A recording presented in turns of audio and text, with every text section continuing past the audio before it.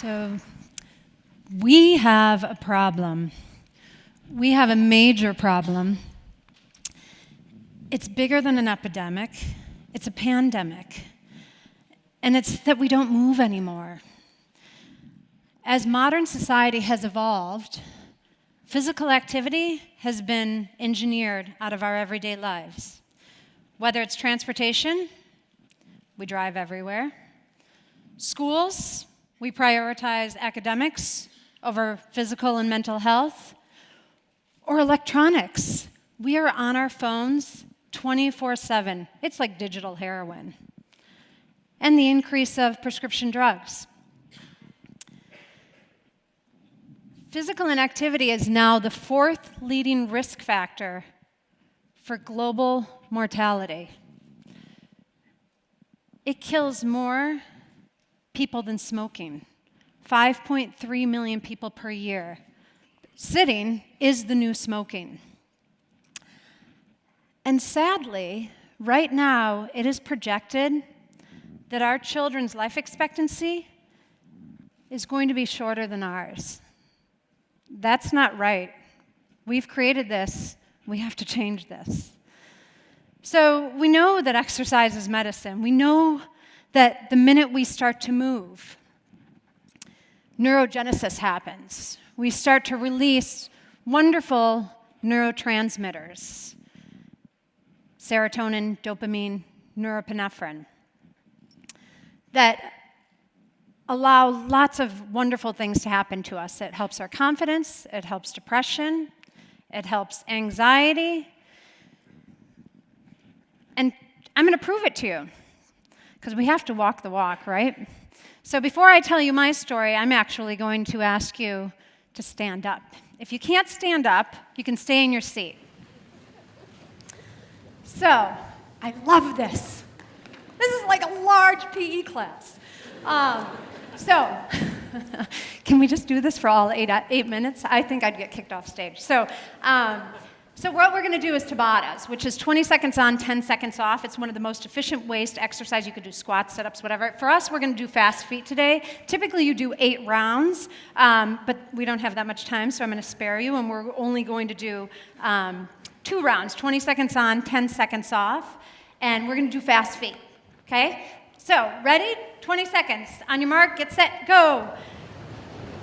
I'm looking at the clock, and I know that those neurotransmitters are getting released. I know endorphins are being released. Come on, wave your hands. High five your neighbor. All right, 20 seconds, stop. Okay, no, sit down just yet.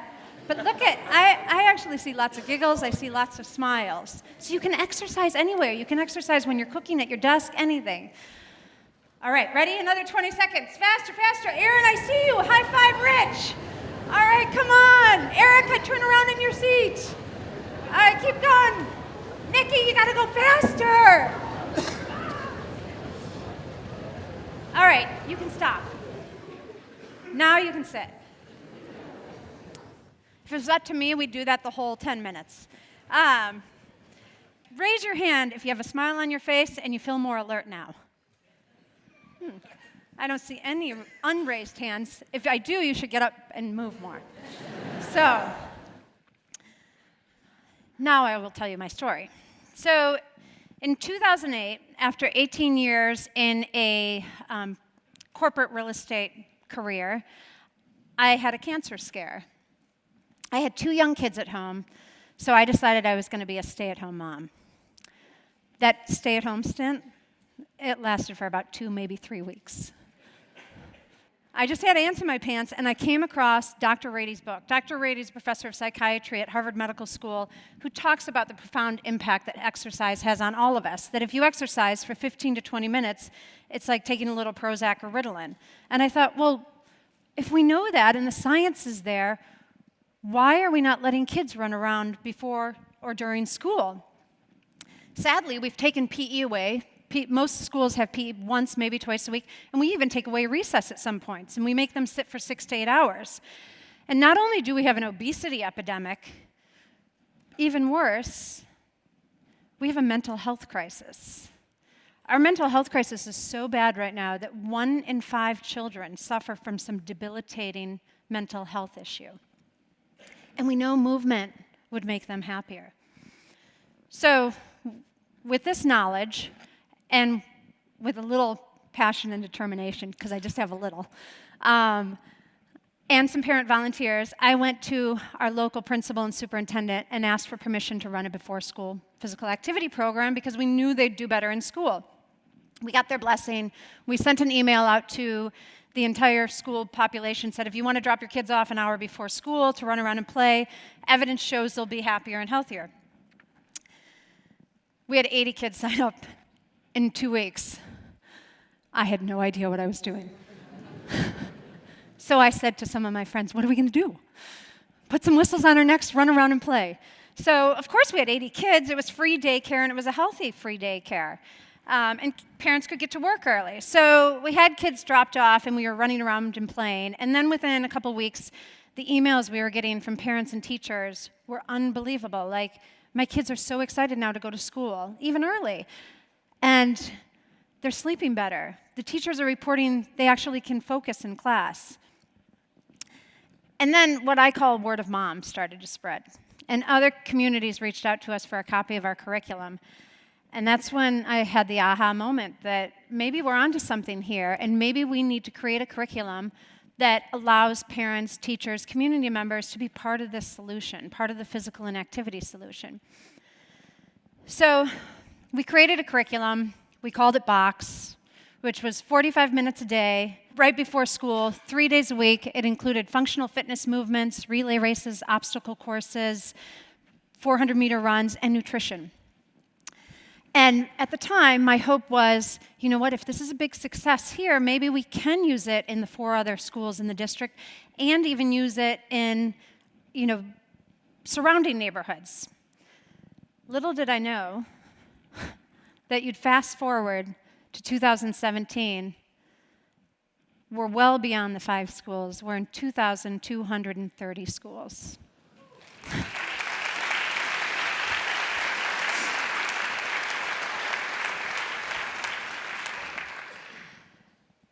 And I can't get emotional today. Okay, so this is because it's needed, it's necessary. We see it. We have the scientific evidence and the personal stories.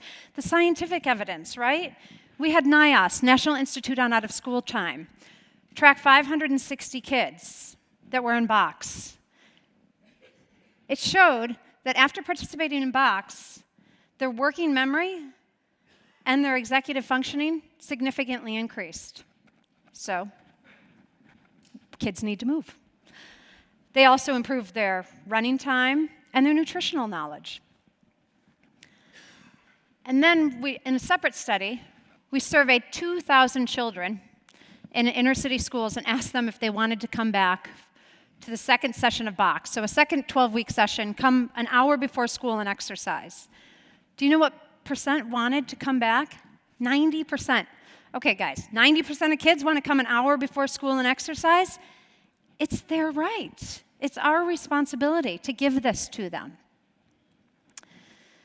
And even more so, it's the personal stories that really motivate me and those of us around that keep us going. So, Susie, a little girl, the first year of our program, her mother called me and said, Susie's not a jock. She doesn't like to participate in sports. She visits a school nurse almost every day. My husband and I are going through a divorce, and she's having a rough time. And she's overweight. So drop her off. We'll get her to love it. First few weeks, Susie didn't participate, couldn't run the 400 meters, was not happy. Within a few weeks, Susie was running the 400 meters with a huge smile on her face. The school nurse was reporting that she no longer visited the nurse's office. Her mom was telling me for the first time in months she was sleeping through the night and excited to go to school. And she had a whole new confidence to her. So here we gave a child who probably would have never thought of herself as a jock, we gave her confidence. And then another example is Jess. So Jess That's a trainer. So the cool side effect of BOKS has been empowering everyday people to be champions of change. Jess is just like me, an ordinary person, but she's doing extraordinary things. And this is a quote from Jess. So when I was first told about her program and somebody told me to go visit her program, they said, wait till you see Jess. She's an unbelievable trainer. She's got 50 kids moving. She's so inspiring. So in my mind, I thought I was going to show up and see this really buff trainer. I walk through the door and I see Jess, 250 plus pounds, and I think, what? And then shame on me. She put me to shame. She ran that 400 meters with those kids with huge smiles on their face and had them completely inspired. So see, it doesn't take somebody who's a superhero. And I'll tell you, the sporting goods industry will tell you that they have partially failed too. They've created this idea of superheroes and athletes. We've created in this country a culture of spectators. We have to reverse that. We have to create a culture of participants. And there's no better way than to start with our youth. We know that youth learn habits by age 8. So it's critical that we allow them and give them the opportunities to move. Just like other major revolutions, the seatbelt campaign, the smoking campaign, it started with the kids. The good news is we had success with both. And I believe we can have success with this too. We know the sport and fitness has the power to change lives. We can do it together. I'm asking you to join the fitness revolution. Don't sit still. Let's revolutionize our kids' lives and bring fitness back to schools and home life. Thank you.